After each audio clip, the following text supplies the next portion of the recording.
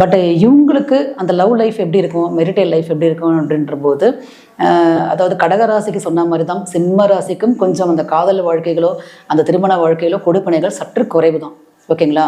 ஏன்னா சிம்மத்தினுடைய அதிபதியாக வரக்கூடியவர் சூரியன், அவருக்கு குவைட் ஆப்போசிட்டாக இருக்கக்கூடியவர் சனி பகவான். ஓகேங்களா?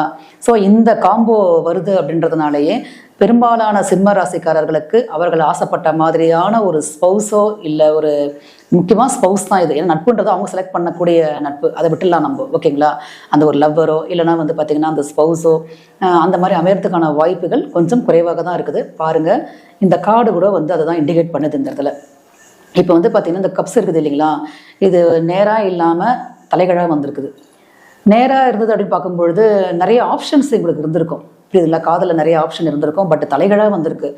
அப்படி பார்த்தா இது கர்ம வினையின்படி இவங்களுக்கு இவங்க தான் அப்படின்ற ஒரு பர்சன் ஃபிக்ஸ் ஆயிடுறாங்க. No option.